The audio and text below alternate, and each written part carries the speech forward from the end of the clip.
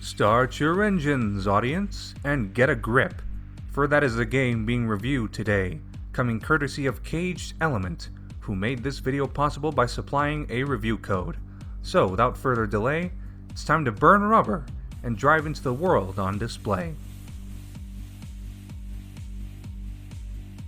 Story? What story? Seriously, playing racing games for the story? Nah, it's not even needed.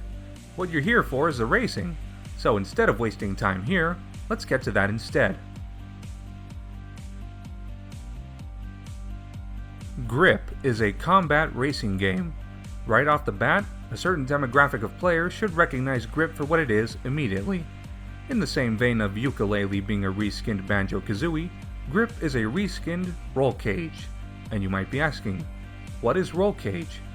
It's an old duology of racing games that can be best described as F-Zero meets Twisted Metal with a wacky physics engine. In other words, a high-speed racing game with a large emphasis on vehicular combat, with physics that are analogous to Rocket League, for the sake of a recognizable comparison. These elements are what made Roll Cage and now Grip stand out amongst their racing brethren, and there aren't many, if any, games like it nowadays.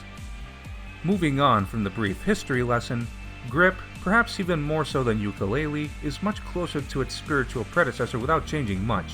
In short, there's big, open track design, crazy physics which can throw you off balance at a moment's notice, a wide selection of power-ups to cause even more chaos, and of course, lots and lots of speed. Chaotic would be a fitting one-word descriptor for the game. The speed levels are chaotic. The power-ups create a chaotic environment to race in.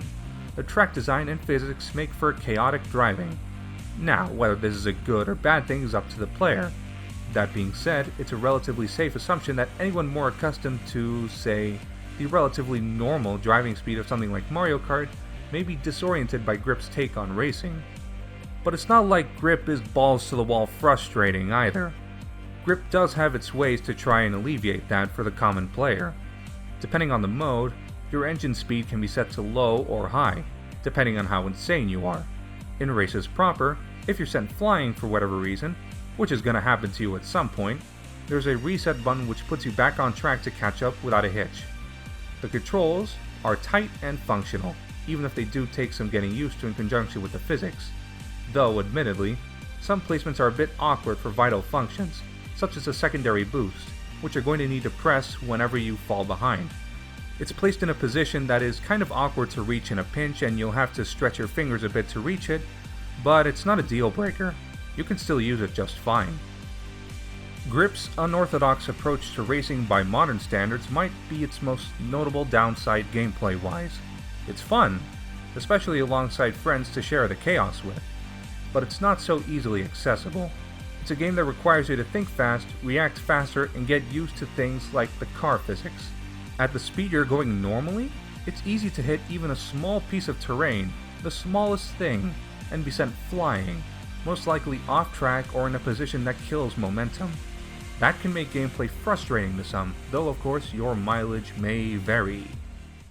Anyway, apart from racing, Grip has enough to keep you occupied for a while. Time trials and battle modes are there, as are races with few or no power-ups, and a campaign mode, which is mostly just racing on different tracks with different rules on a steadily increasing difficulty level and number of opponents. And those high-tiered races, oh boy, those high-tiered races can get brutal. Grip's most curious game mode, which is another throwback to Roll Cage, is the Quorum Mode. As the portmanteau implies, it's a series of maps designed around reaching the goal in specifically designed maps, using anything from precise platforming to high speed to make impossible jumps. Some are easy, some are real difficult, and either way, it'll eat up time not spent doing races regardless. Grip aimed to do one thing gameplay-wise, a near one-to-one version of the duology which it's based on. A faithful recreation, though some of it admittedly could have used refinement. It's definitely a product of its time. Another distinguishing aspect of Grip compared to other racers is its edgier look. No bright, varied colors and landscapes. Most of the presentation is dark, slightly edgy, and slightly darkly edgy. Not to a ludicrous degree, mind you, but it does make the visuals sorta boring, especially when you don't really have time to focus on matters that aren't winning the races. The music is also not as engaging as a selection from the two roll cage titles which inspired it as well. So, overall, Grip has weak presentation overall. Mind you, it's not awful presentation, but when you look at the roll cage titles, yeah, they're also dark, but they also had a distinct sense of color to them. The racetracks had more distinct visuals to help support their theme, which is something that, in my opinion, Grip does not have. A notable criticism of the Switch port, judging by other early reviews, was middling performance. Given that it's been over a week since the game's release at the time of this review, the game has probably been patched at least once since then. Performance in both docked and portable mode has been stable, with a lower frame rate of 30 frames per second to compensate, a trait common in Switch ports. This does make the performance pale in front of the Switch's crown jewel of racing in the form of Mario Kart 8 Deluxe, but Grip is still perfectly playable and in a stable state. It could have been much better, for sure, but you're definitely not going to be blaming any of your racing mishaps on performance issues. Grip is ultimately defined mostly by being a throwback to a 90s cult classic duology. On that note, it definitely succeeds, as the transition is pretty faithful. But nearly 20 years after the original roll cage games, some added modernization would have helped Grip a lot. To be fair, it's still playable and distinct enough from other racing games available in the eShop library, so racing enthusiasts can find something new to enjoy if they're sick of Mario Kart. But Grip can be a tough sell otherwise. Most recommended to fans of high-speed racing, combat-focused racing, and those with the ability to do local multiplayer.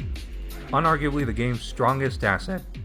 So with all that in mind, I am giving Grip on the Nintendo Switch a 3.5 out of 5. Let us know what you think of the game below if you buy it. A special thanks to Caged Element for making the review possible, and our patrons, who help keep our site up and running. Make sure to like the video if you want to see more, and subscribe for more news straight from the source. I am Liquid12A, signing off.